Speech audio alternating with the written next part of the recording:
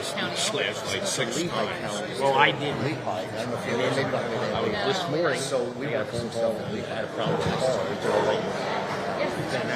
because they look at this commercial. Good morning, everyone. I'd like to welcome you all to our Ag Progress Days this year, 2025. I'm State Senator Elder Vogel, Chairman of the Senate Ag and Rural Affairs Committee.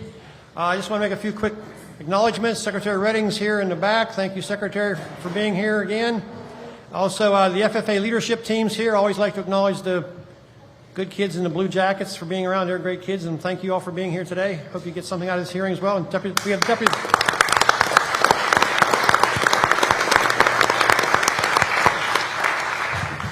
we have Deputy Secretary Greg Hostetter's here as well. I know Chris Hoffman, Farm Bureau President's here.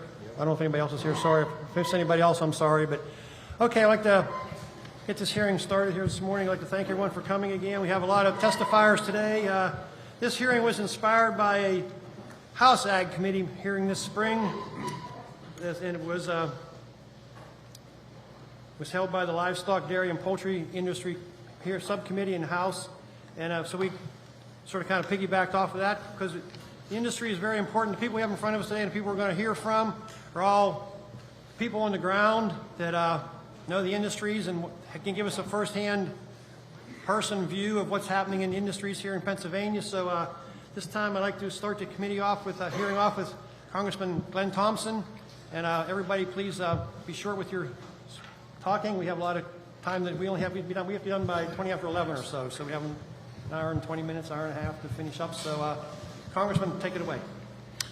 Well, Senator, thank you so much. Good morning, everybody, and thank you to the chairs. I'm honored to be invited back, actually. I did this once before. I always tell people I'm honored the first time I get a chance to come out and to address, especially a distinguished group like this, our agriculture leaders in the Commonwealth of Pennsylvania. And I'm surprised when I get invited back. So you honor and surprise me this morning. It's much appreciated. You know, chairs of both the House and Senate Agriculture and Rural Affairs Committees really for convening this hearing on the state of livestock industry in Pennsylvania. Livestock, part of obviously agriculture, which is our #1 industry by many different metrics where you measure it. But it is something that needs to be have good oversight, have vision, be attended to, and needs and has leadership. And so thank you to to all of you, and thank you to my fellow witnesses who have taken time out of their busy schedules to appear today. I also look forward to hearing what each of you have to share with us this morning. The timing of this hearing is critical. Our producers are dealing with the repercussions of a historic high-path avian influenza outbreak, harmful state mandates like Proposition 12, and a difficult market conditions among a slew of other issues. Today's hearing is a great opportunity for us to learn, you know, from the folks that are on the farm and in the fields about the best way to combat these problems. In addition to normal market fluctuations and the day-to-day decisions every livestock producer faces, I know that the ever-growing risks to animal health are top mind of every producer in Pennsylvania and, quite frankly, across the country. As I crisscross the nation preparing for the Farm Bill, which we actually just passed, Farm Bill 1.0, 80% of the Farm Bill, biggest investment in history, not just a 5-year but a 6-year Farm Bill is now law. We've got 20% left to do, which will be strongly bipartisan and a lot more affordable, the remaining part. You know, I hear about these issues related to livestock, every state. And while we've seen some decreases of highly pathogenic avian influenza detections due to normal weather patterns and, quite frankly, migration patterns for the birds that carry this disease, it's imperative that we remain vigilant and are prepared for the coming winter months. It won't be too long until we'll see migration resume. I was pleased with the USDA's $1 billion investment earlier this year to help producers maintain and improve their biosecurity protocols, accelerate repopulation, conduct research on effective vaccines and therapeutics, and reduce costs for consumers. I look forward to continued partnership with USDA, the Pennsylvania Department of Agriculture, the poultry and dairy industries, and quite frankly, my colleagues at the state level in the State House and State Senate that have, a dedication and a passion for serving Pennsylvania's #1 industry, you and your colleagues, as we continue to fight against high path. Another worrisome, Pat, is the New World screwworm. 1960s, we saw how devastating that could be. We had successful strategies, and then like everything else, once we start to have success, we kind of eased off. It is back. It threatens not only our cattle industry, but any warm-blooded animal. Thankfully, the geographical location of Pennsylvania lends us some protection from the screwworm, but any detection in the United States would threaten the overall stability of the livestock industry. I'm thankful for the work that USDA has done so far to improve surveillance in Mexico, as well as their investments into a sterile fly facility in Mexico. We assisted Panama of stepping back up a facility to produce sterile flies, which was instrumental last time we had this threat. And a recent announcement, one of my colleagues are on the committee, Congresswoman Monica De La Cruz, in her congressional district in Texas, we now have a sterile fly processing facility, former military base, I believe, and that was another welcome development to address that. Now, I remain supportive of a full-fledged domestic sterile fly production facility and hope that such an investment will be pursued as soon as possible. Right now, the Texas facility is about distribution. I'd like to see it involved in production. Well, we need to produce more sterile flies. Other animal diseases in the past are an ever-present threat, whether it's the African swine fever in the Dominican Republic or Haiti, or the foot and mouth disease in the European Union. The ability to combat these constant threats is just one of the many reasons I'm incredibly proud of the wins that we secured for livestock in the One Big Beautiful Bill, or what I like to call Farm Bill 1.0. That was signed into law on July 4th. We successfully increased funding for the three-legged stool by almost $2 billion, doubled. That includes laboratories, large animal veterinarians, vaccines, included money to assist with, unfortunately, we'll just say the high pathogenic avian influenza, which is what we've experienced most. Not that we're immune to these other animal diseases, that will help with the culling of flocks where necessary, but the repopulation of flocks. It also expands beyond the quarantine zone. We had farmers that were not eligible because they were outside the quarantine zone, but they had no market. And they had to cull their flocks without any type of assistance. We've changed that with the One Big Beautiful Bill and Farm Bill 1.0. We doubled funding for market access program and for market development and made sure that the livestock disaster program like LFP and LIP work better for producers on the ground. We also grew funding by more than 33% for the conservation programs. We actually added to the baseline of conservation by 25% increase now. For EQIP, ASAP, RCPP, and CSP conservation programs, which are great opportunities for producers when they're locally led and voluntary in nature. In addition, our partners on Ways and Means committees made the death tax more workable by growing the exemption limit to $15 million or $30 million for a couple, which is so critical to our farmers and ranchers.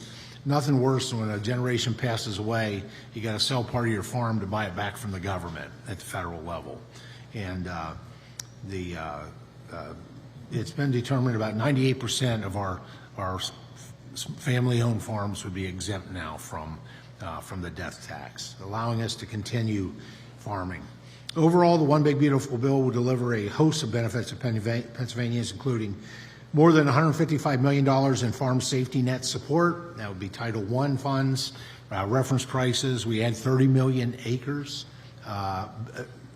to base acres, make it available for farmers that do not have base acres.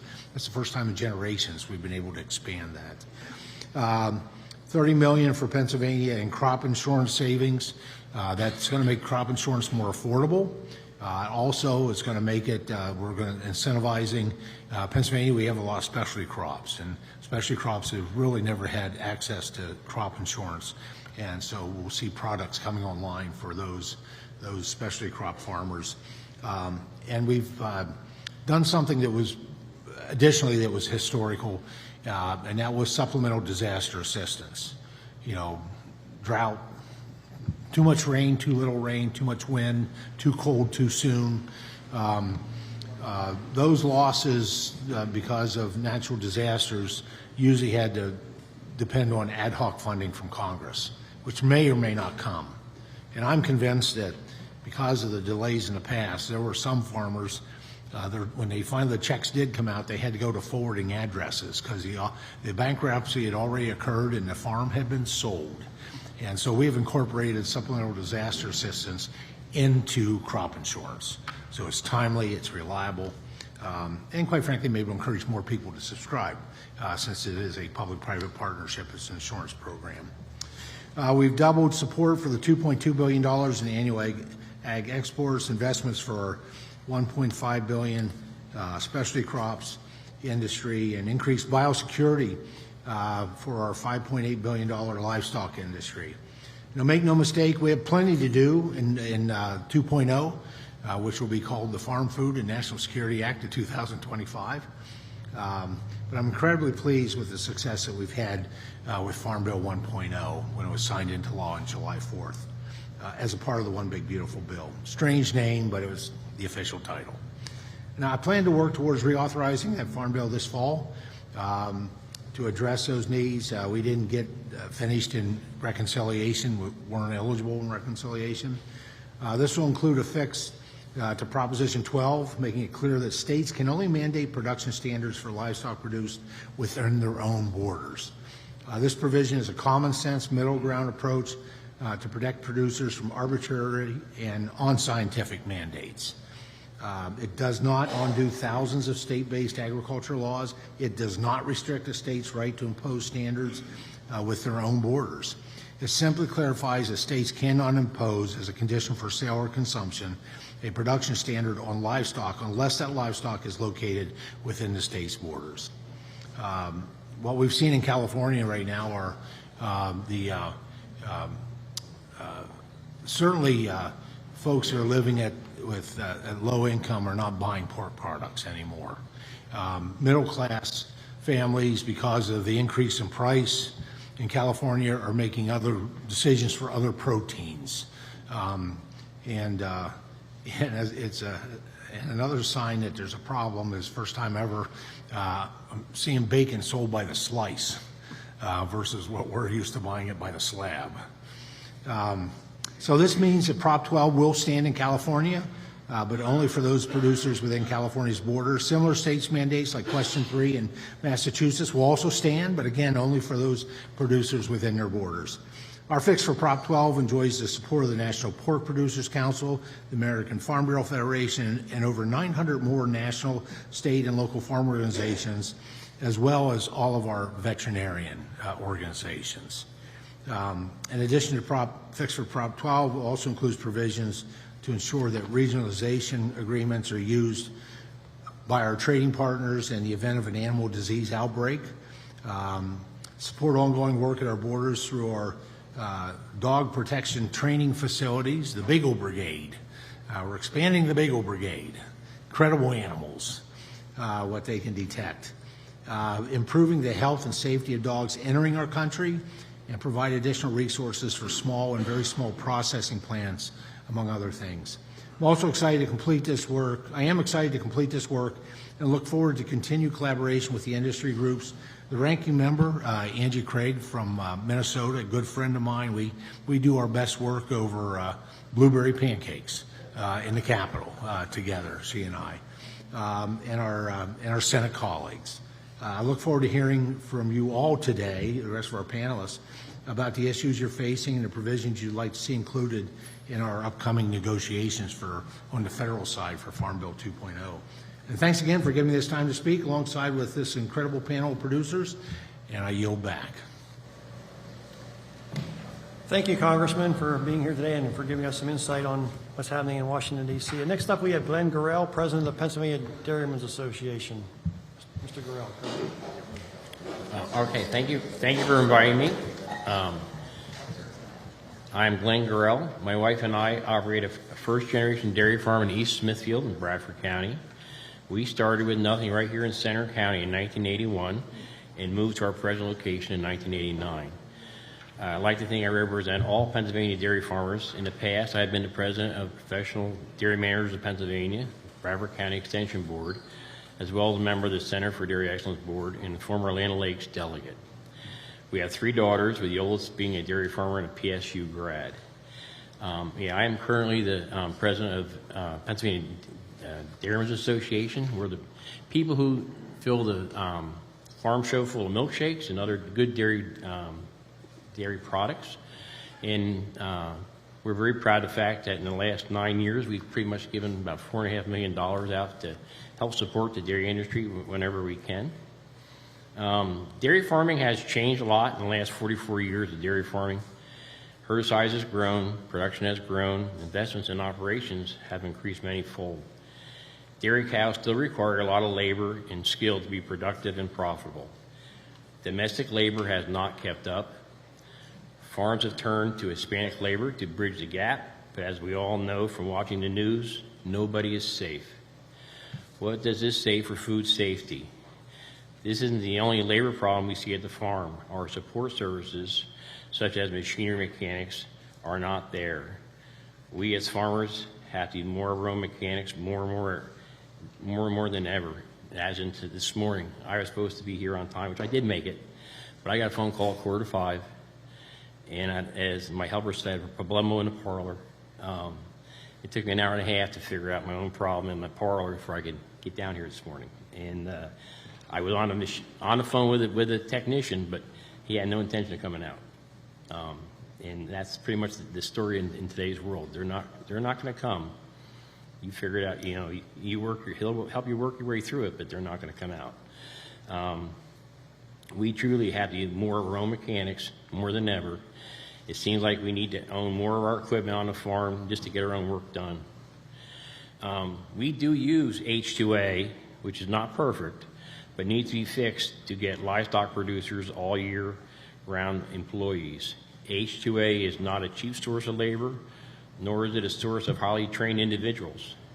The federal government sets the hourly rate, which basically has increased about $1 an hour a year for the last 3 years, including housing, transportation from the housing to the farm, and their plane ticket to and from their home country, which for us has been South Africa.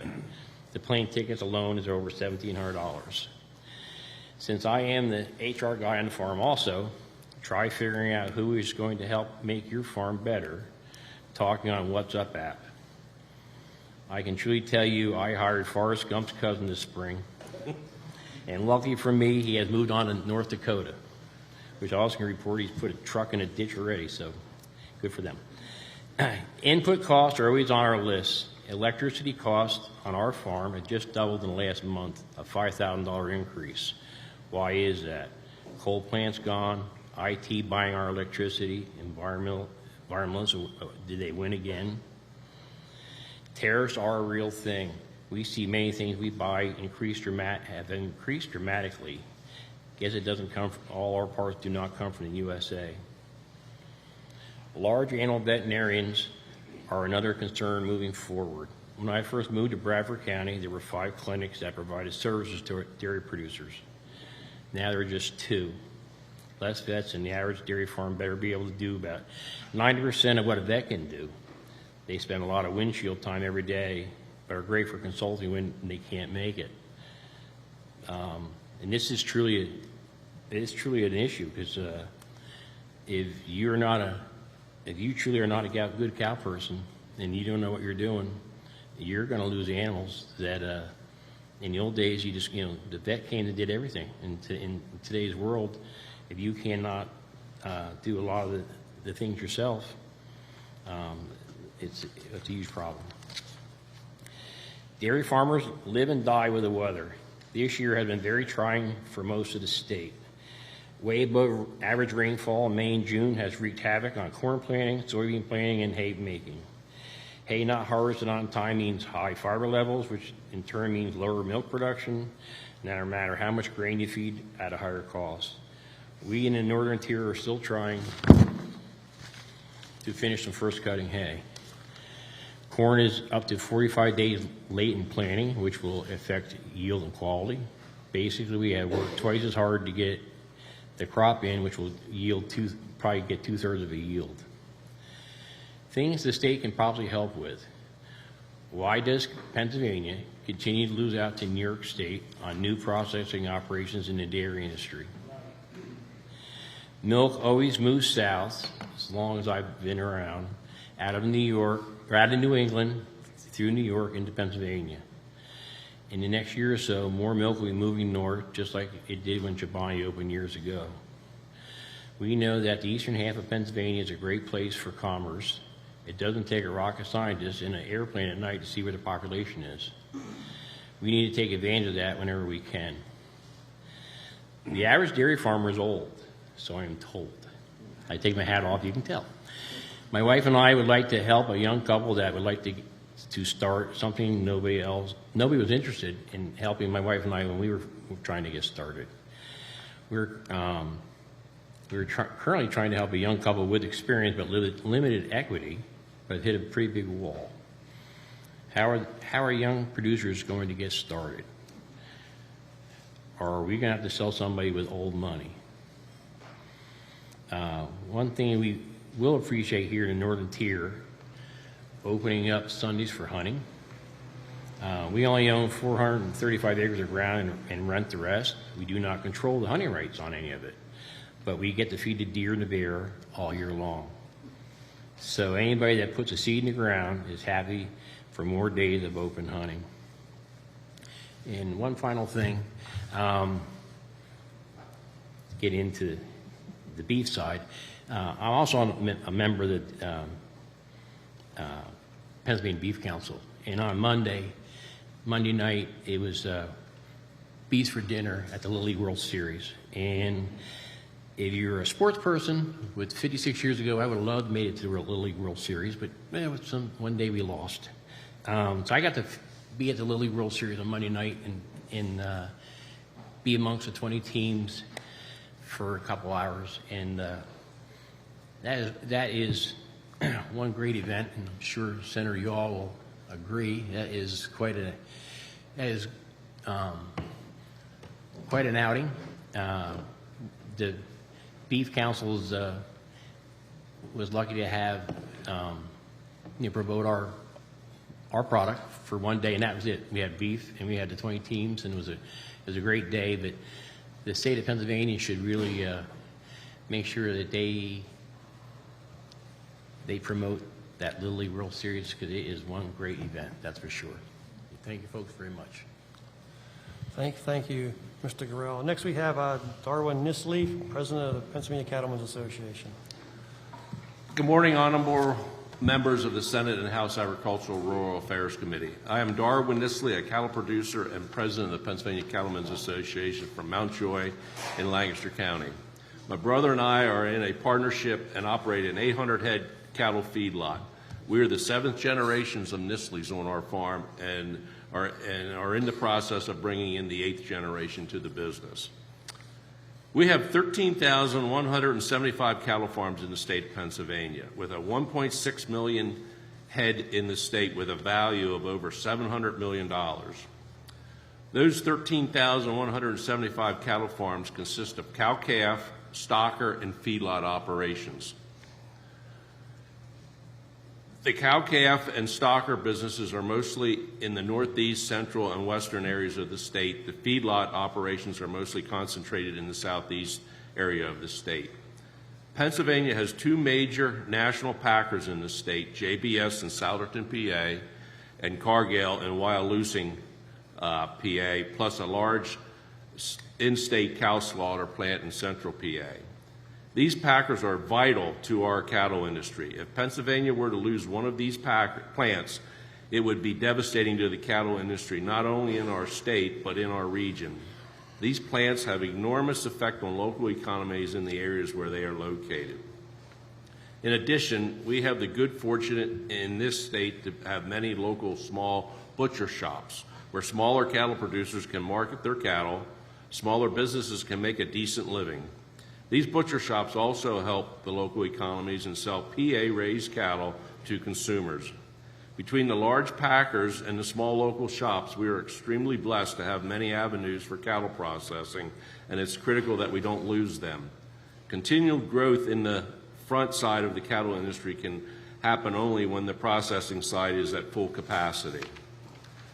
Pennsylvania cattle numbers are increasing over the years, but with growth come challenges. For the cow-calf and the stocker feeder, access to grass is a challenge. Besides competing with urban sprawl for grass access, farmers may need fencing and fertilizer to grow quality grass. These are all expenses that will incur to expand their herd. There are, however, grass areas that are not being used for grazing because of access to these areas. Regulations are another challenge for cattle producers we will have to work with in their operations. Mandated regulations, paperwork, meeting with consultants, etc., add cost to the bottom line of the cattle operation. Cattle farmers across the country have been praised for being sustainable keepers of the land, and Pennsylvania cattle producers are no exception. For most producers, this includes stormwater management, Chesapeake Bay watershed regulations, stream management, and also building projects. These regulations and permits associated with each are cumbersome and time-consuming, but a necessary part of farming. Another challenge producers have is access to veterinarian care in certain areas of the state.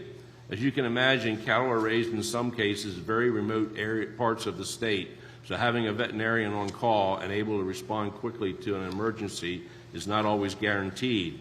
As producers, we care about the welfare and well-being of our animals, and we need access to veterinarians for questions about animal care, and also to develop a vet-client relationship program that allows us to purchase certain medicines. In a quick snapshot of the state, we have a tremendous amount of beef producers with ample access to big and small facilities, but face continued challenges with finding land, finding vets, and dealing with environmental impact regulations. We have been extremely fortunate as a cattle producers in this state to receive $1.4 million last year as part of the state budget Ag Excellent Beef line item. Through this amazing opportunity, the Pennsylvania Beef Producers Working Group, made up of representatives from the major state beef organizations, distributed money for the Penn State Extension livestock team to put on extremely beneficial management meetings. It helped provide grants for buildings and bull purchases, and it helped with educational opportunities for producers to become better managers by attending workshops and field day. Let me give you a little more detail on that. One of the greatest headlines created from this funding was the PA Beef to PA School program. This is a 50-50 cost share program with schools that allow them to purchase and serve PA-grown beef in cafeterias. In 1 year, that program exploded from 32 school districts to 120, covering 25% of all public schools and reaching 70% of the counties in the Commonwealth. We also have heard that on days when local PA beef is served, attendance at school is up. Another program made possible by this funding is the brand new Beefing Up Backpack program, which sources a PA shelf-stable meat stick to support weekend backpack programs for food insecure students. Also with this funding, the Center for Beef Excellence has written grants for farm and herd improvement for producers and funding for Veterinarian Excellent Initiative Grant Program, which helps veterinarians purchase equipment and enhance their infrastructure to better serve the beef industry. Finally, funding used by the Pennsylvania Cattlemen's Association went toward education sessions during the annual meeting, support for field days, and youth development. Independent from the line item, PA Cattlemen raised money itself to support state and national lobbying effects. current PCA has over 700 members, 21 industry partners, and 7 breed associations, and we're not done growing yet. We continue to provide our membership with cutting-edge information and events while also strengthening our relationship with local, state, and national legislators. We want to be the first organization a government official thinks of if they have concerns about how certain legislation will affect the Pennsylvania cattle producer.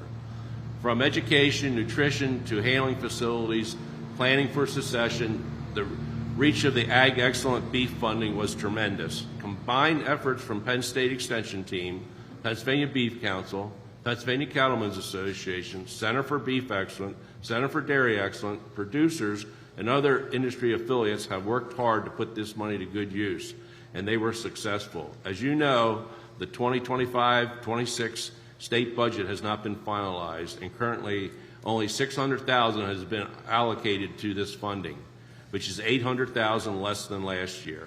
To keep this momentum going in both cattle producers and consumer side of things, we need to have the Ag Excellence Beef line item restored to the $1.4 million level. As a cattle producer of Pennsylvania, I strongly support funding this Ag Excellent Beef line item because of the benefits it has given Pennsylvania cattlemen for the past years with high return on investment. I am proud to be part of the PA working group because this group works together as a team for the benefit of all cattle producers in Pennsylvania. The Pittsburgh Steelers didn't win 6 Super Bowls because of one team member. They won 6 Super Bowls as a team. The PA Beef Working Group may not win a Super Bowl, but they will work as a team to make the Pennsylvania cattle producer a better, and that makes us all winners. I want to thank you for giving me the opportunity to speak, and remember, beef is what's for dinner. Yes, it is. What's for lunch today? Yeah. Thank you, Mr. Nisley. Next, we have testimony from Coleman Wagner. He's the president of Pennsylvania Pork Producers Council and also general manager of Ag Ventures Swine Management Services. Mr. Wagner. Oops, sorry. Thank you. Good morning, committee members, and thank you for giving me the opportunity to speak to you guys today. I'm Coleman Wagner, and I'm from Lancaster, PA, where my family operates a feed milling business, White Oak Mills, and an Ag Ventures swine management company. I'm the 3rd generation working in the family business. I came on board full-time on the swine end of things with Ag Ventures about 7 years ago when I graduated school. And we work with many local farming families through a contract finishing arrangement to raise our pigs. The past couple of years have been a little bit tough stretch for the hog industry since 2022. Input costs were high and the market was very stagnant and low. Profitability has returned over the past couple of months here, but there's still plenty of challenges and problems facing the industry today, ranging from regulatory burdens, interstate market disruptions, labor challenges with visas. But there's two main areas I'd really like to focus on today, one being the infrastructure challenges relating to facility costs and getting them built, and then disease prevention and biosecurity. The predominant method of raising hogs today in PA is through contract finishing arrangements. These first confinement facilities were built about 30 years ago in the early 90s, and it's been a very profitable business relationship between integrators and farmers to raise hogs. The problem is these first confinement facilities that were built are sort of ending their useful life. They're phasing out, and we're losing quite a few of those facilities. Since 2019 and the start of COVID, though, new barn build costs have risen over 40%. That rate of change has not allowed the market to keep up with the contract terms to support those new builds, and we're losing quite a bit of infrastructure. So we're at a big inflection point in the industry where we don't have enough space or people willing to take on the investment of building a new barn and raising our herds that we have here in PA. We also are dealing with regulatory burdens. The local townships here in PA pose quite a challenge to getting these new facilities built on top of the economic challenges.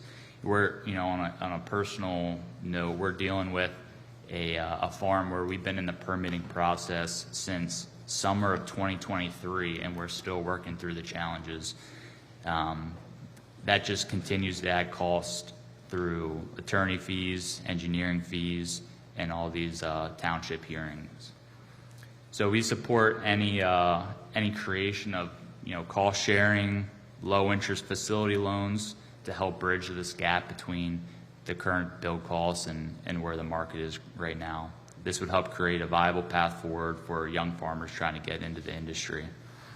The other area we're facing threat is animal disease. Everyone's familiar with the threat of African swine fever. It's always present. We've been blessed enough not to have it show up here in the States. An outbreak of that would be devastating, but apart from ASF, we're always dealing with the threat of other diseases through, specifically through PRRS, which is a swine disease that can be equally as impactful, maybe just not as headline grabbing as ASF.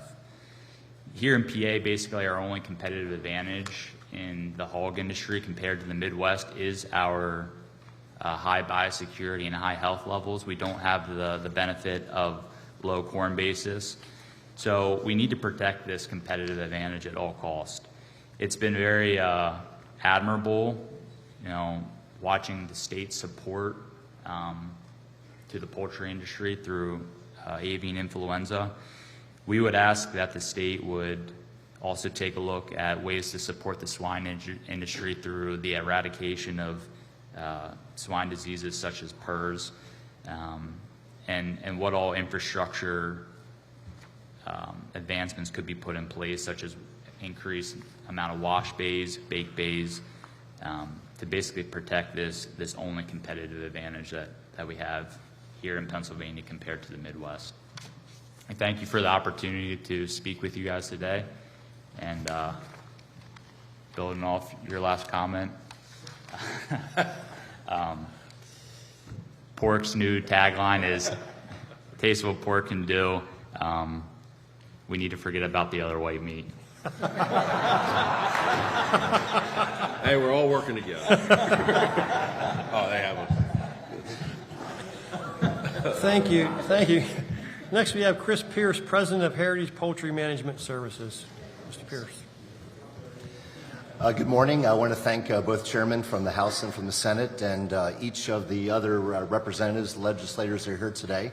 So just look at our tags, okay? Here's the thing I like about it. It doesn't say D and doesn't say R. I don't know who you are, blue or red, and honestly, on the barnyard, we don't look at that because we're producing food for everyone. We know that you in Harrisburg are going to work that out, but today it's us farmers sharing with you. Some of you have background in ag, and some of you are the consumers of our food, and I'm proud to be here today to represent Pennsylvania's egg industry and just talk about us. And we have been the focal point, whether it's the Ukraine-Russia war, it's what's going on in Israel and Gaza, or eggs. As Congressman Thompson knows, eggs were the top point of the political campaigns. They continue to be talked about, and it honestly it breaks our heart when consumers weren't able to afford eggs. Eggs reached significant pricing, and I want to talk about that. I want to talk a little bit about who we are in Pennsylvania's egg industry. The company that my wife and I own is called Heritage Poultry Management Services. My bio's in your packet. You can look at that. My life is poultry. My life is eggs. My life is telling our farmers stories, because that's important for you to understand who the farmers are that are producing the food. We're located in Annville, Pennsylvania. We work with around 125 small family pullet and egg farms. A small family egg farm is $2 million, okay? That's not your 30 chickens in your backyard. It's your full-time income. It's a significant investment. And we're very fortunate in Pennsylvania to have a strong poultry industry. Specifically, we're the 4th largest egg production state. So I don't have written comments. Mine are mental comments, so I apologize. But I want to talk a little bit about what the condition is. What does the egg farming look like in the United States right now? specifically in Pennsylvania. And if I look at that, we talk about bird flu. So statistically, this calendar year alone, we've lost nationwide 40 million hens and pullets. Since 2022, we've lost 137 million total. So this year that we're in month 8 right now is on target to be the most impactful year of bird flu in the United States. And that's why your egg prices went to $8 in February and March, and now if you go to the grocery store, your cheapest eggs will be maybe at $3, the first dollar point. And it really ties into supply demand. You know, when we lost, you lose 12% of your production, what happens? Take out 12% of the gas stations. There'll be lines lined up throughout Pennsylvania for gas. And that's really what happened when bird flu decimated our industry. So if I talk about how it impacted Pennsylvania, because we weren't immune from it. In 2022, the first day that it impacted us, Pennsylvania, we lost a significant amount of poultry egg-laying farms, specifically in Lancaster County.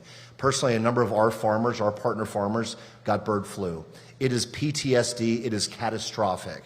So I also have some compliments for you as legislators. You're supporting Russell Redding and the Department of Ag team. They're phenomenal. They had partnered with us as a poultry industry to help our farmers work through these extremely challenging times. So when I think about some things that have been done, and that's through you, the legislature, through you leadership, that's going to be a High Path AI Recovery Fund. Your farm got bird flu. The federal indemnity doesn't cover your continued operation, paying your electric bills, buying your kids sneakers, getting groceries. So there's funds in there for High Path AI recovery. Because, Senator Vogel, if you're a poultry farmer and you get bird flu, we want you there on the other side of bird flu. We don't want the bank to take possession of your farm because you have no poultry anymore. And the bank doesn't want your farm. So Pennsylvania has supported that legislature to help our small farm families be able to get through these difficult times. There's biosecurity grants because we care about both poultry and my friends in the barnyard from the dairy industry. How do we increase biosecurity in our farm? I will share with you, in the 80s, Pennsylvania was devastated with bird flu. We walked it in with our shoes. We contaminated our neighbors' farms. That's not happening now. It is airborne. The virus is airborne, and Pennsylvania has an amazing system. We have a diagnostic lab system, our paddle system, phenomenal. They're all handling peaks and valleys in the continuous flow and operation of our farms that we had in control zones, because the federal government's part of WOA, the World Organization of Animal Health, sets the structure and rules in which we operate.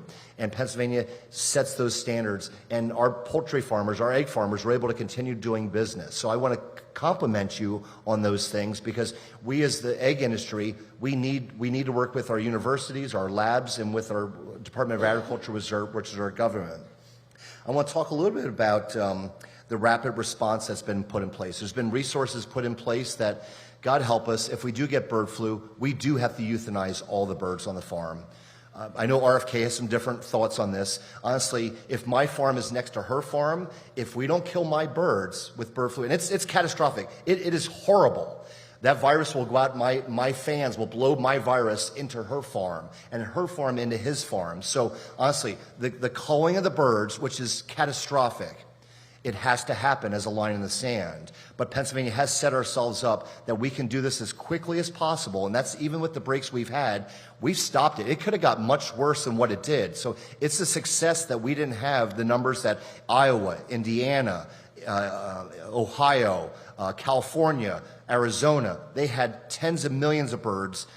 Pennsylvania is very poultry dense. Look at a map of Pennsylvania. We're very poultry dense. We're the Keystone State. We're close to Boston, down to D.C., to Pittsburgh, to Manhattan. The consumers look at us as local eggs, and we want to produce that for them. So as I move my comments, I'm doing good. I got 3 minutes left. I want to talk about the growth opportunities. So in our industry, there's a lot of growth. There's a lot of new egg farms being built.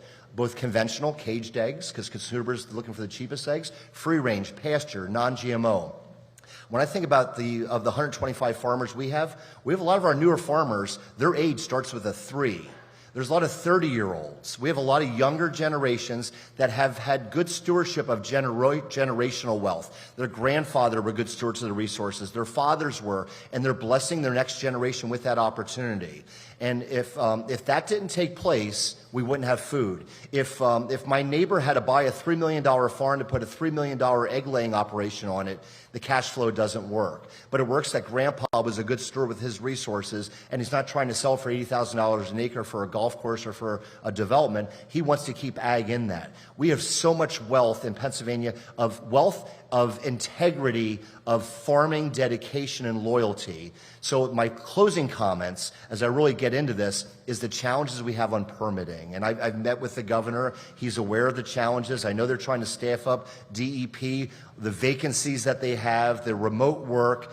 I don't care if you're blue or red, and we want to be responsible. We're in the Chesapeake Bay region. We want to be good stewards of our resources. We want to be good neighbors to our developments. We want to produce food. We want to create all this, but the roadblocks of permitting is worse today than it was before COVID. So we can use some reasons why, COVID, we work from home, it changed things. Where we're at today with the delay in the timeline and the expenses that Coleman shared, they're astronomical. It's becoming a roadblock to that next generation wanting to get involved in farming, and we don't want to lose that. So, ladies and gentlemen, please continue to eat eggs. The incredible edible egg, 6 grams of protein per egg, highest all-natural source of protein, but it accompanies all the things in this barnyard panel. I thank you, and I hope that you ask us some really challenging questions at the end of this panel session. Thank you. Thank you, Mr. Pearson. We're done. We're going to do a commercial here for everybody, okay? So next up, we have Tessa Applegate, Chief Financial Officer at Clark's Feed Mill. Tessa. That's a tough act to follow. I'm going to look at my notes a little bit more than he did. But and I'm going to echo a lot of his thoughts too, because we are both in the poultry industry. So between the first two guys, I really had the same kind of thoughts getting started here. And I am a product of that wealth of integrity. As the third generation sits behind me, that really is the reason that I'm able to be here. So Tessa Applegate, proud Army wife and mother of 4, and the 4th generation of ownership alongside my brother at Clark's Feed Mill. Little background of our family. My great-grandfather built our first feed mill in 1929, manufacturing all type of feed, eventually evolving into the poultry industry in the mid-50s, which is what we do today, running a small grow-out of approximately 400,000 broilers per week, manufacturing primarily chicken feed. Also excited to share that we are continuing to grow with my generation and about to break ground here soon on a new facility to upgrade that 1946 mill. So I'd like to thank the House and Senate Ag of Rural Affairs Committee for inviting me to speak here today. I also want to acknowledge all of our legislators in attendance. Thank you for being here and for all that you're doing to support the poultry industry. To kick things off, let's look at the current state of the poultry industry. It's booming. From 2017 to 2021, U.S. poultry production surged 55%, reaching $77 billion. I came across an article in the Lancaster Farmer last year where Ag Secretary Redding called it a historic moment, and it was. Pennsylvania had taken the lead in the 22 Census of Ag as the top ag sector by revenue, hitting $2.6 billion. And that is because more and more farmers are starting to diversify their farms by adding poultry housing. What a great time it is to be in the chicken business. I wish I could stand here and say that that's the whole story, that everything is smooth sailing. But as we know, with every blessing from God comes a set of challenges. So while the poultry industry continues to grow, it does so in the face of ongoing threats. That same article that I read highlighted our greatest challenge, and so many here also did, the highly pathogenic avian influenza, or HPAI.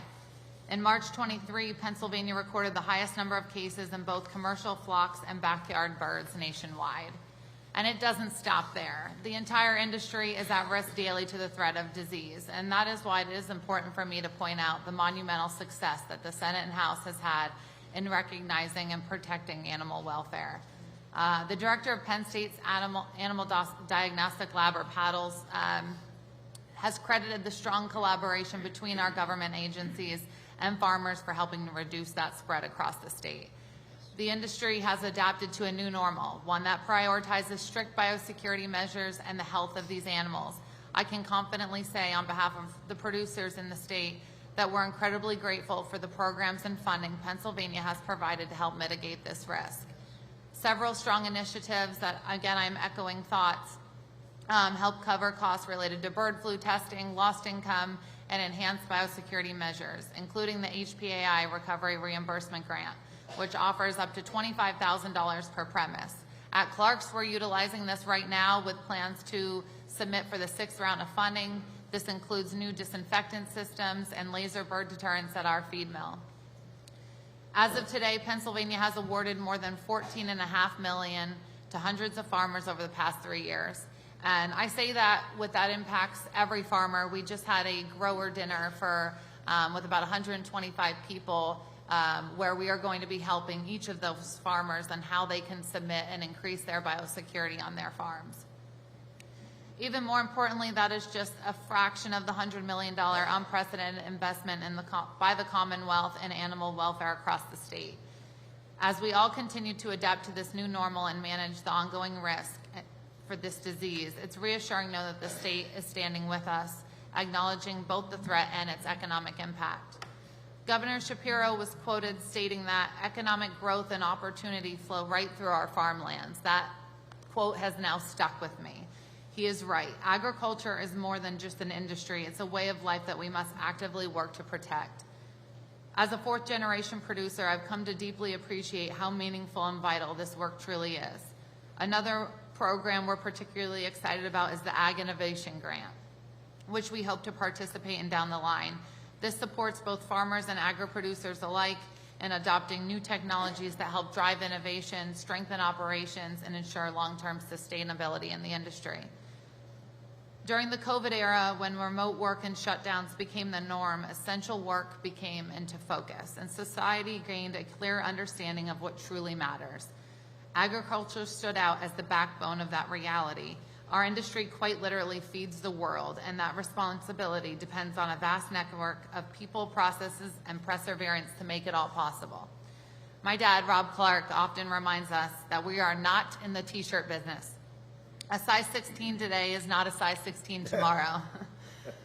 In other words, there is no certainty in agriculture. Every day brings new variables. Chickens must eat every single day, regardless of the weather, a breakdown at the feed mill, especially from a 1946 feed mill, or any other obstacle. And tomorrow that same 4-pound bird will no longer weigh 4 pounds. Every day and every input matters. For someone to sit down and enjoy that chicken dinner, a long chain of events has to happen. Breeders must lay eggs. Hatcheries must ensure hatchability. Our farmers must have the resources to build housing and raise the birds. The process is complex and interconnected, and we could all spend hours walking through each step. But the key point is this. When you evaluate a growing industry, you need to consider the entire system behind that finished product to understand its challenges. So why has food become so expensive? Simple. Our input costs continue to rise. From construction to electricity, transportation, and labor, it is impossible to lower the cost of the final product if every piece of the puzzle is becoming more expensive. One of the major challenges facing our industry is the difficulty in acquiring poultry housing. For example, our operation, like many others, spans multiple counties. But even within a single county, regulations can vary drastically from one township to another. A farmer trying to build in one township may face dramatically different financial hurdles than a farmer just a few miles away. In fact, one may pay over twice as much in taxes and 3 times more in permitting fees than the other. And these are real facts and property lines where one farmer can share a property line and look at a very different picture. These disparities become even more pronounced when comparing county to county. Some may point to the Clean and Green program as a potential solution, and it is in many ways. This state-led initiative encourages farmland preservation by offering tax incentives, allowing them to continue farming or diversify their operations while maintaining costs like taxes. It's a strong step in the right direction. However, the problem lies in inconsistent participation. Not all counties have implemented the program. While someone might suggest just buy farmland in the right county, most of us know that farmland is often a family legacy, passed down through generations, and relocating isn't a realistic option. The tools to help farmers already exist here at the state level, but whether or not they can be used depends on where you farm. Township and county level regulations create a patchwork of rules and costs that make it difficult to grow. As input costs, like taxes, continue to rise, farmers are left with tough choices. Either don't build, which limits our housing availability, or ask for higher payments to offset those expenses. At the end of the day, every farmer needs a margin to stay in business. If we can't maintain it, that burden eventually falls on the consumer. For small, independently operated businesses like ours, which aren't vertically integrated and have less margin to work with, the pressure to remain competitive is even greater. That's why I challenge our state legislators to take action to help regulate and align township and county policies in a way that levels the playing field and upholds our farmers' right to farm. Amid all this, we also face ongoing challenges at the federal level as we work tirelessly to keep up with the changing regulations from packers and stockyards. However, this is a state hearing, and I'll reserve those concerns for what I hope will be a future conversation with Congressman Thompson. At the state level, the administration continues to recognize agriculture as the backbone of Pennsylvania's economy. With ongoing support through state budget allocations for agricultural initiatives, I'm confident our industry will not only thrive, but survive for generations to come. Thank you, Tessa, for your comments. Next, we have Dan Turner, President of the PA Sheep and Wool Growers Association. Mr. Turner. Thank you. Appreciate being part of this. My name is Dan Turner. I have a sheep farm in Shippensburg, Pennsylvania. I'm president of Pennsylvania Sheep and Wool Growers Association. Pennsylvania has a rich agricultural heritage of which sheep farming has historically played a significant role. Back in the day, over 1 million sheep grazed throughout the Commonwealth, where merino sheep, highly valued for their fine wool, were central to that early industry. Meat was the main product, but the consumption of lamb in the U.S. declined dramatically after World War II due to the GIs being fed low-quality canned mutton while liberating Europe. Many swore off eating mutton and related it to a negative wartime experience. Though the ultimate sheep product is a nutritious protein source of lamb or mutton, the other primary focus of the sheep industry is wool production. After World War II, the value of wool declined due to synthetics, so the sheep industry suffered a 1-2 punch, and it has had a hard time recovering from these setbacks. This may sound like all doom and gloom, but au contraire, as today the Pennsylvania sheep industry is a dynamic sector contributing value across various fronts. Sheep continue to provide traditional products such as fiber, meat, milk, and cheese, though are now recognized for their value in land management with environmental benefits. The expanded role highlights a significant evolution in the economic and ecological valuation of sheep within Pennsylvania and may create the largest increase in sheep numbers over the last century. As of January 1, 2025, the total inventory of sheep, including lambs, in Pennsylvania stood at 98,000 head and has hovered roughly at 100,000 over the last 6 years. There are approximately 3,600 sheep producers in Pennsylvania, making Pennsylvania the 5th in the nation for number of sheep producers. Pennsylvania is 5th in the nation for number of sheep producers in any other states.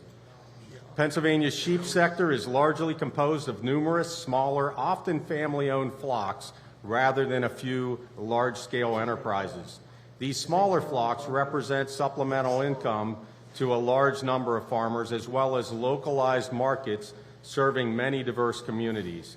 It's difficult to fully understand the impact that the sheep industry has on Pennsylvania, and I will argue that whatever you think that impact is, you need to think much larger. USDA and custom slaughter facilities give a glimpse of the lamb and sheep crop, and according to USDA statistics, Pennsylvania lamb slaughter increased from 88,000 in 2019 to 134,000 in 2023. That's an increase of 35% in 4 years, and that is the documented lamb slaughter increase according to the USDA. New Holland sheep sales average approximately 2,000 sheep per week, though there are many shipped across state lines, not all processed within PA. Other PA sale barns and on-farm sales are likely to add another 1,000 sheep per week to the total lambs processed in the state. According to the American Sheep Industry and the American Lamb Board, there are so many facilities and farms processing sheep for what we call the non-traditional light lamb ethnic markets that Pennsylvania is being considered as part of the wild east when it comes to tracking the official numbers of lamb processing. The ethnic market represents a substantial and expanding segment within Pennsylvania, often preferring on-farm sales. The non-traditional markets help protect Pennsylvania shepherds from the pressures that we feel of imported lamb, as 70% of the traditional lamb consumed in the U.S. is imported. There's a lot of pressure from imports. This data shows that meat sales are driving an increase in production within Pennsylvania. I mentioned earlier that sheep are being used in land management practices for their environmental benefits. This is often referred to as targeted grazing, which represents an innovative use of sheep to control vegetation. Sheep are utilized to manage grasses, forbs, residues, and shrubs across diverse landscapes, including pastures, crop fields, forests, and solar fields. This creates new revenue streams for farmers who are compensated for providing these environmental services. Solar grazing has been a major driver in expanding the sheep numbers in Pennsylvania. This practice is referred to as agrivoltaics, combining sheep grazing with solar energy generation on the same land. Sheep are particularly well suited for this role due to their size and grazing habits, which enables them to effectively manage vegetation under and around solar panels without causing damage. This dual-use strategy transforms a potential land-use conflict between energy and agriculture into a mutually beneficial relationship, maximizing productivity from the same land area. Shepherds who might have had a flock of 50 sheep have expanded their flocks into the thousands as they win contracts to manage vegetation at large solar sites. Other shepherds benefit by raising seed stock and rams to service these large flocks. This also provides lamb meat into the regional markets, making lamb a more common protein. Another growth area for sheep is through dairy operations. Sheep milk and cheese are much higher in protein and calcium than cow and goat milk and are linked to boosting brain health, according to some studies. As more people strive for a healthier lifestyle, the demand for sheep dairy products will continue to increase. And though sheep are famous for their wool, a new age has dawned where hair sheep are now prevalent across Pennsylvania, removing the need to find shearers and allowing older farmers to continue raising sheep in a less labor-intensive style. Other than just farmers getting older, there are other challenges that the sheep industry faces. Some of these are the lack of access to small ruminant veterinarians, the cost of processing lambs at USDA slaughter facilities, little to no research on sheep medications and vaccinations, which really puts us behind from those imports that are coming in, where those countries are helping with medication vaccinations. We also have a problem with lack of shearers and a weak wool market. Penn State and other universities and the PA Sheep and Wool Growers Association are providing greatly needed resources and guidance for shepherds, encouraging farmers to strive for new solutions. We encourage continuous improvement through education on nutrition, best practices, marketing, shearing, handling equipment, cooking, genetics, disease prevention, and much more. Besides these many field days and classroom sessions, there is also the Pennsylvania Ram Test Sale, which is held here at the Livestock Evaluation Center, which helps deliver improved genetics to the Pennsylvania flocks. And this year, Pennsylvania Sheep and Wool Growers will be hosting the inaugural Pennsylvania Sheep and Wool Festival, October 11th and 12th at Dayton, Pennsylvania in Armstrong County. I think that should be pretty exciting. And we'll be having there sheep show, fiber demonstrations, sheep herding, sheep and fiber educational sessions, as well as lamb sampling. So if you don't know what lamb tastes like, come find us there. And also sheep snuggling, something for everyone. In conclusion, the Pennsylvania sheep industry shows strength in its capacity for diversification and innovation, moving beyond traditional meat and wool production to embrace high-value niche markets. This includes the growing ethnic lamb sector, the burgeoning sheep milk and cheese market, and pioneering land management services such as targeted and solar grazing. It is well possible that the sheep industry will continue on this record pace of growth, and it will once again become a familiar and respected contributor to Pennsylvania agriculture. And you all can help by eating lamb and wearing wool. Thank you very much.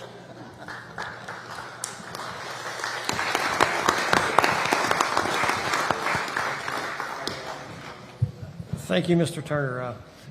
At this time, we're going to start what I call the speed dating round. We have about 20 minutes, and we have about 10 people want to ask questions, so I'm going to start off and ask a question and give a precise, quick answer if you can, so we can get through these so everybody can ask their questions. I'm going to start off with Mr. Wagner here. As a young farmer, what do you think needs to be done, or what can we do to attract more young people to farming, especially to the agricultural sector in farming? Sure, yeah, I think we just need to make it more attainable, really. Sort of like Chris mentioned, you know, these small family farms, quote unquote, are still require a couple $1 million worth of investment to build a new facility.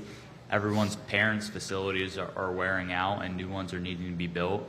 But with a 40% increase here in the past couple of years and contract terms that haven't caught up to those yet, the numbers don't really cash flow, especially with interest rates that are 2 to 3% higher than what they were just a couple years ago. On top of that, there's really no programs to support or encourage some of these farmers to bridge that gap of the investment that's needed.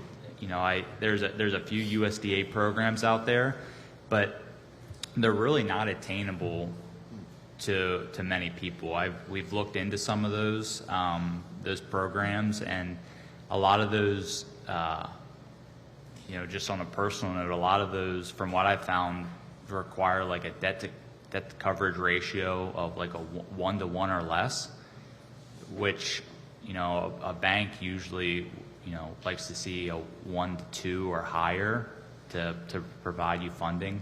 So you basically you can't show any income that you're receiving to qualify for any of those grants or loans. There's just not enough programs out there to bridge that gap, in my opinion.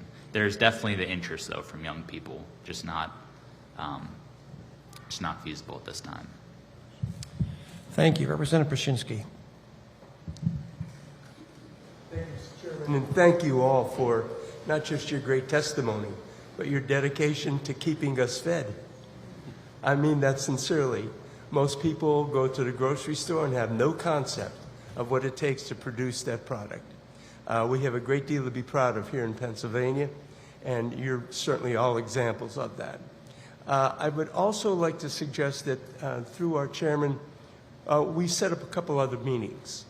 I would like some more specifics on your costs. What does it cost for those that you're putting in the fields? What does it cost for your fuel? What does it cost?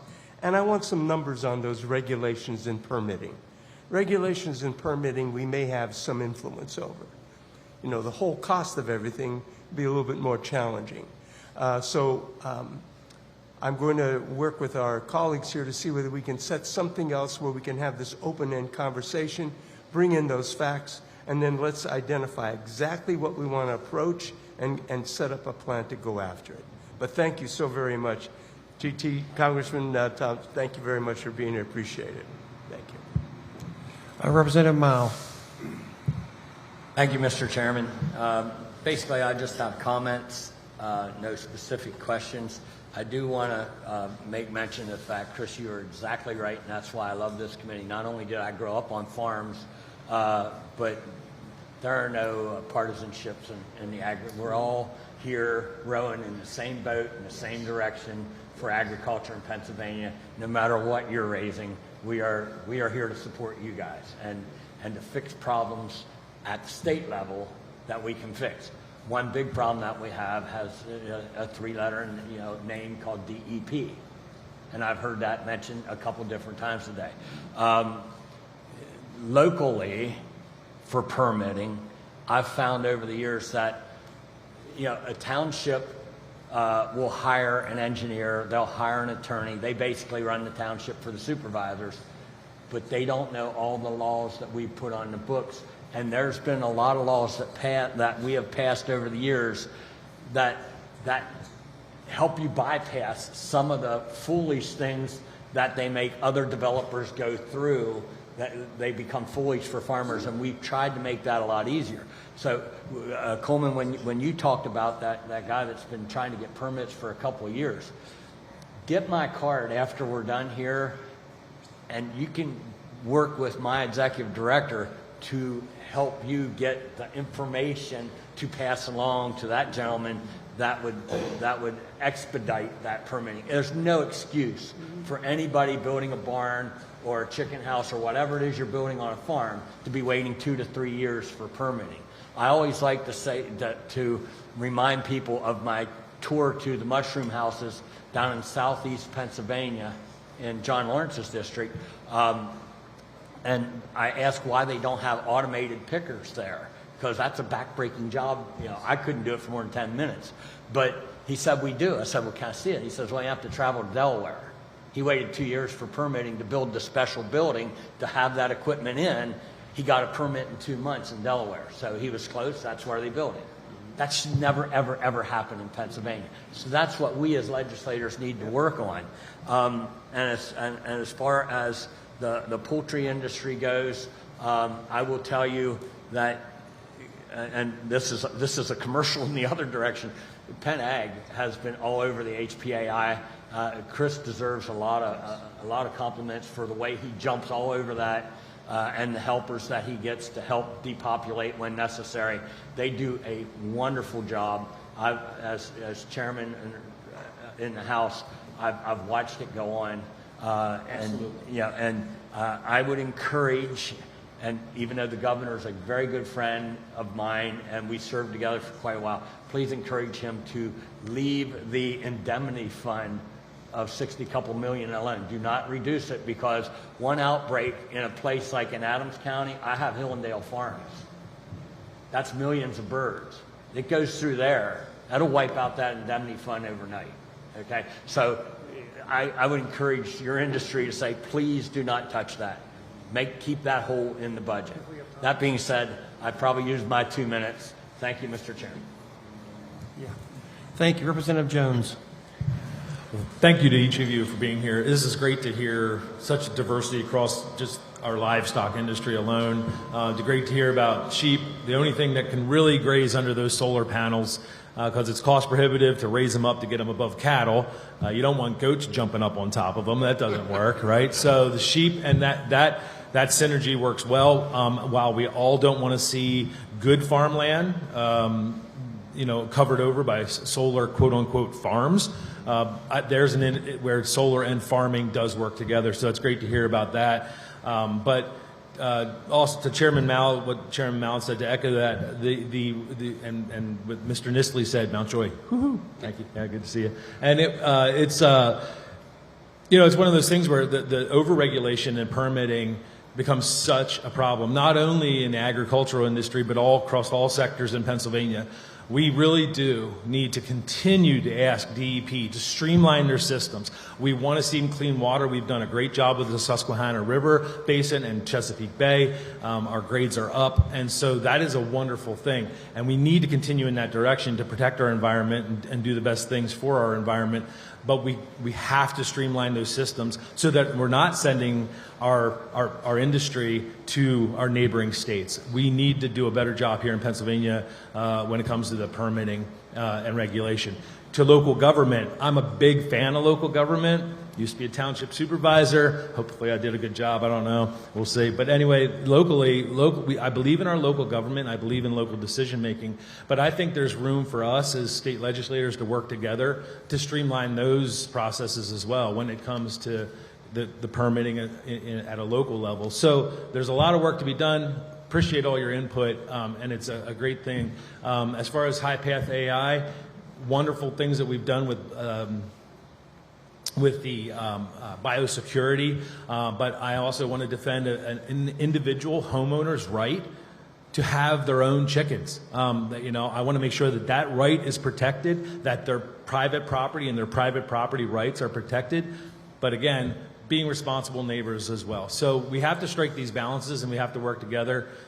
It's been a privilege of mine to work together with my colleagues. Give a special shout out to my colleague Tarek Khan, and we actually ran a food bill together so that donated food can be more readily available to those in our community. Thank you for feeding our community. Thank you for feeding Pennsylvania and, quite honestly, the nation.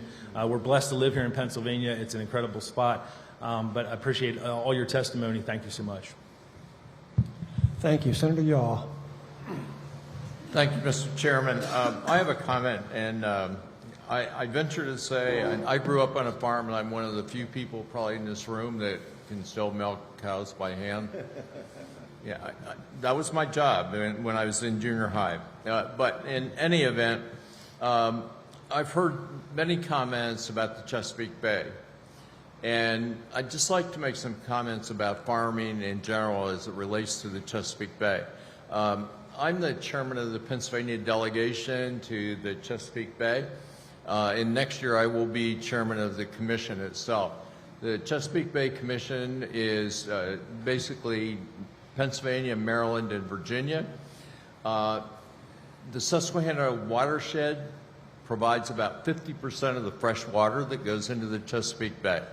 It drains about 65,000 acres of land, and it touches 43 of our 67 counties.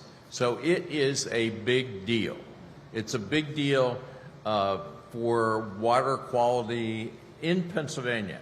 About 15 years ago, for anybody that's involved with municipalities, there were EPA forced our DEP to concentrate on point source discharges of municipal sewage treatment plants to reduce the nitrogen, phosphorus going into the Chesapeake Bay. The problem with that is about 70% of the savings that are required, that Pennsylvania was required to meet, had to come from farms. So, what have we done about the nitrogen, phosphorus, and sediment going into the bay? Pennsylvania has done a couple of things. A couple of years ago, we did a program called the Clean Streams Fund and the ACAP program, Ag Conservation Assistance Program, which according to Secretary Redding has been one of the most successful farming programs that provide grants to farmers to help with riparian buffers, stream fencing, keeping animals out of the streams, just little things like that. One of the things that we've done is just said, look, I don't care about the Chesapeake Bay. All we need to do, if we clean up our water here, it's our own benefit. It's to our own benefit. And what happens downstream? Okay, then we don't have to worry about it that much. One of the things that success that has come out of this is this. Recently, there was an editorial in the Baltimore Sun. Now, back up a little bit. About 8 years ago, EPA, or Maryland, sued EPA because EPA was not being tough enough on Pennsylvania meeting the TMDL requirements that we had to meet. Guess what? The Baltimore Sun now says Pennsylvania has become a leader in how to clean up their water. And I think that, there's nobody to thank but farmers that really got involved and said, you know what, it really is a benefit to our industry if we have clean water. The ramifications have just been amazing. One of the other things, I guess we'll use this as a bit of an editorial for Congressman Thompson and his Farm Bill. The Chesapeake Bay programs, there's a large part of that in the Farm Bill. A great deal of that money benefits Pennsylvania. Yeah, it sounds like Chesapeake Bay programs, but a lot of that money, I think about roughly about $200 million, the last I had heard, is actually comes back to Pennsylvania, and it's not for studying like, you know, how many angels can dance on the head of a pin or something like that. It's for actual, here's what we can do. We can do fencing, we can do riparian buffers, we can do stream management, we can do things like that. We can help with you know, manure collection, all those kinds of programs. So it's really important. One other thing that I'll mention, and I know from Bradford County, I'm very proud of this. Our new EPA Region 3 administrator happens to be a farmer, and she is from a farm in Bradford County. She's actually a constituent of mine. So I think that, you know, farming in general and what we're doing with the Chesapeake Bay and what farmers as a whole have accomplished, it's amazing. And I just want to say thank you. Thank you. Representative Zimmerman. Thank you, Mr. Chairman. Great testimony, guys, and just so good to hear from all the different sectors across Pennsylvania in agriculture. Extremely important that we have, you know, all sectors working well and functioning well. It's great for the economy here in our state as well. Just so happy to have the congressman here, you know, a spokesman for agriculture on a national level, right here from Pennsylvania. So thank you, GT, for joining us today. My question goes back to the large animal veterinarians and the ongoing shortage. My question to you guys especially is, when it comes to like medications and drugs that you guys need and you're doing more of your own work because of the shortage, is that all readily available, or how are we doing with access to those kind of needs? In Lancaster, it's not an issue. It's more your western part, central part of the states, northern parts, where you don't have the infrastructure like Lancaster has. So it is an issue that's concerning to the cattle industry. Glenn's in the boonies, so how's that? So it's that client, you know, relationship, and so it's just a text message to the vet, I need this, and MWI is dropping it off with FedEx the next day usually. But if you do not have a relationship with a veterinarian, you're not going to get veterinary medicine. Okay. Yeah, good. Okay, thank you. Appreciate it. Thank you, Mr. Chair. Thank you. Representative Kincaid.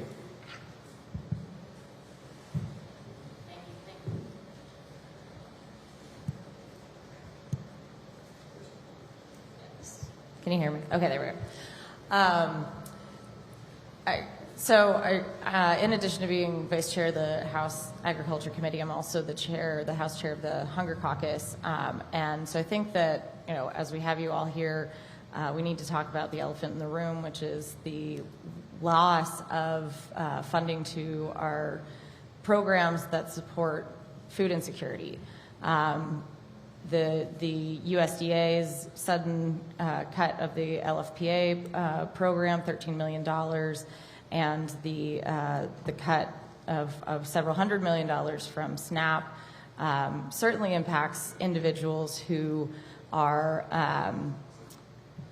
experiencing food insecurity, but it also impacts you guys as food producers, and I'm wondering if you could speak to that. I know that the SNAP impacts have not been felt. They're not going to be in place for a minute, but LFPA certainly has been an impact, and I'm wondering if you guys can speak to that.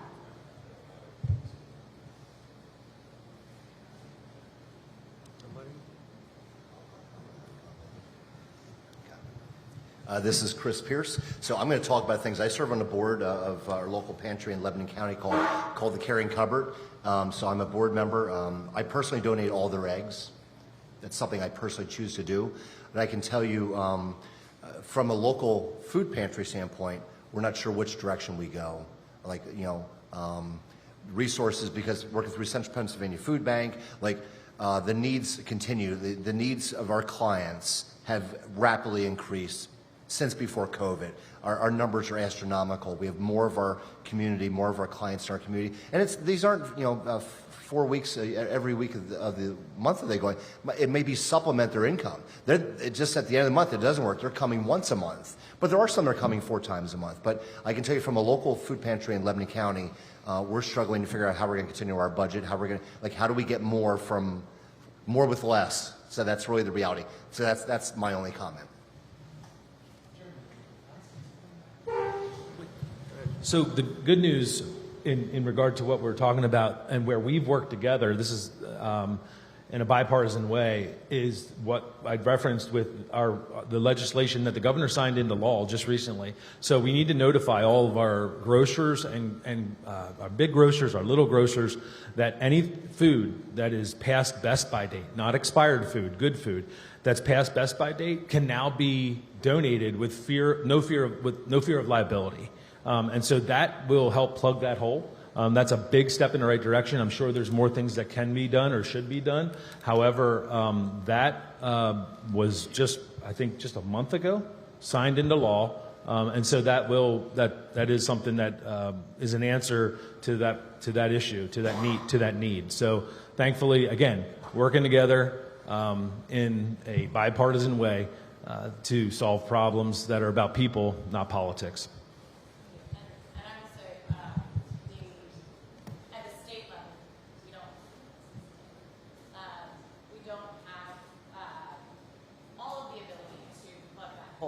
But we do have 2 really critical programs, the State Food Purchase Program and the Pennsylvania Agricultural Surplus System. And I guess the sort of benefit, if you will, of us not having a complete state budget is that we now have the ability at least to look at those programs and say, how do we put more money into them to address those kinds of issues, to one, address food insecurity, but also to help our producers to fill holes that those programs covered before. So thank you. Thank you. Representative Takak. Thank you, Chairman. I'll be brief. Real quickly, we've heard a couple of times about DEP and permitting.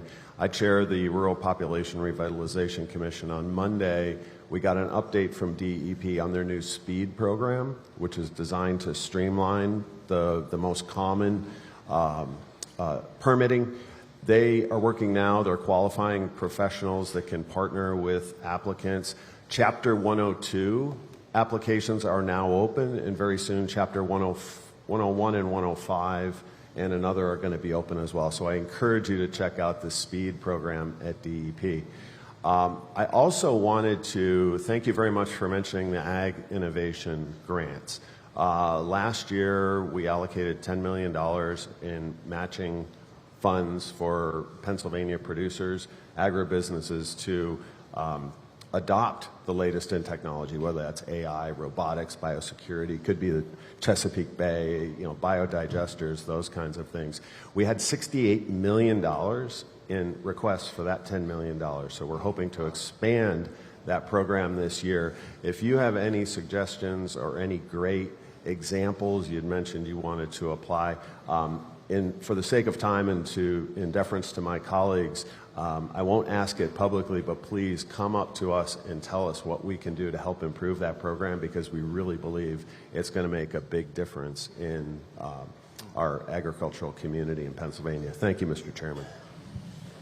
Thank you, and I'm going to wrap up the hearing right now. We have to get over to the luncheon here in a few minutes, so I want to thank all our testifiers for being here today. Thank everyone that sat in the seats behind you and listened. Hope it was informational. It was very informational for us. I know I got a lot of good ideas, wrote a lot of notes here and stuff myself today, so I want to thank everyone for coming and enjoy the rest of Ag Progress Days. Thank you very much. Thank you.